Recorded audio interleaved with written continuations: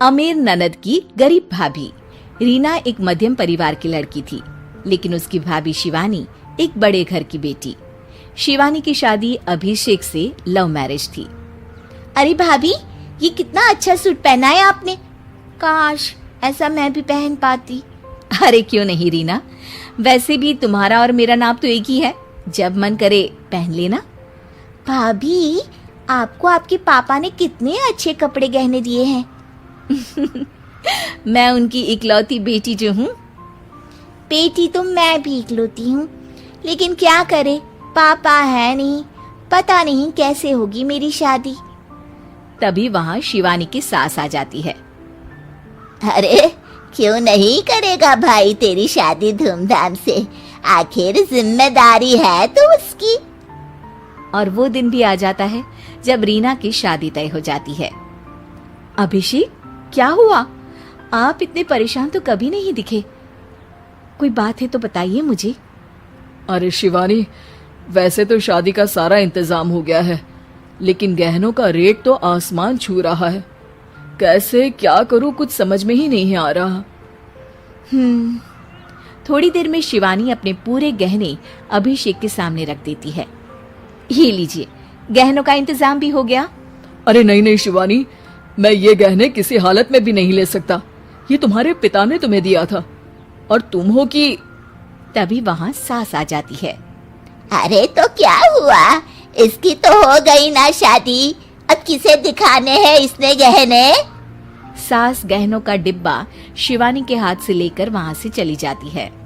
रीना की शादी धूमधाम से होती है और अब वो बड़े घर की बहू बन जाती है। वहीं रीना की शादी के बाद शिवानी और अभिषेक उसकी शादी के कर्जों से डूब जाते हैं। मैं सोच रही हूँ नौकरी करनी शुरू कर दूं, वैसे भी पढ़ी लिखी हूँ, आपकी थोड़ी मदद भी हो जाएगी।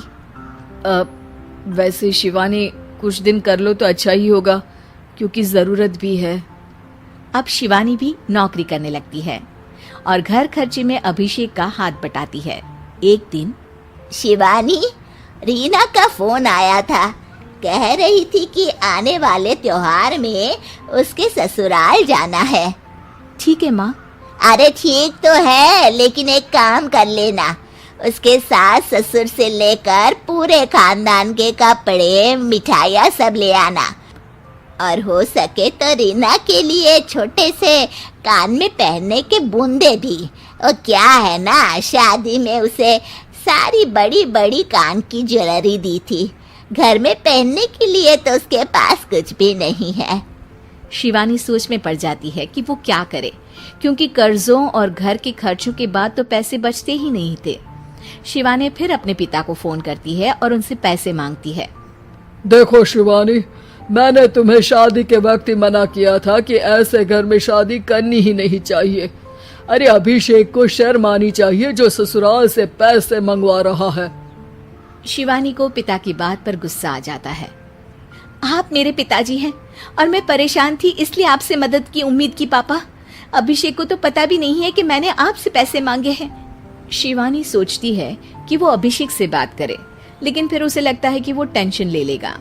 तभी शिवानी की नजर हाथ के कंगन पर पड़ती है, सीधे बाजार जाती है और उसे बेचकर ननद के घर ले जाने का सारा सामान लेकर आती है और सास के सामने रख देती है।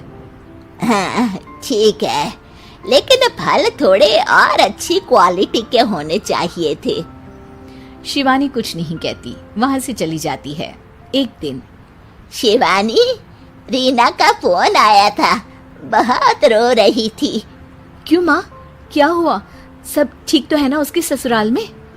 अरे तूने तो उसकी नाक ही कटवा दी। अब मैंने क्या कर दिया माँ?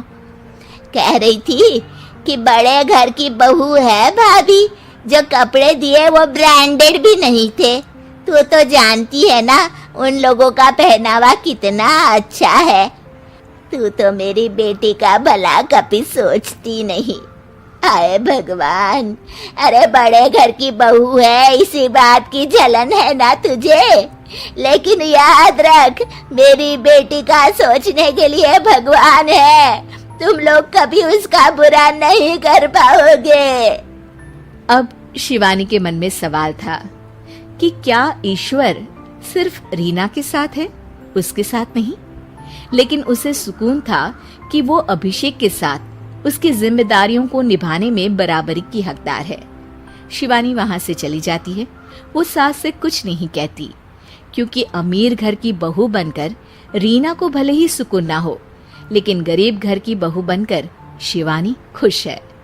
क्योंकि खुशी पैसों से नहीं, परिस्थितियों पर निर्भर करती है।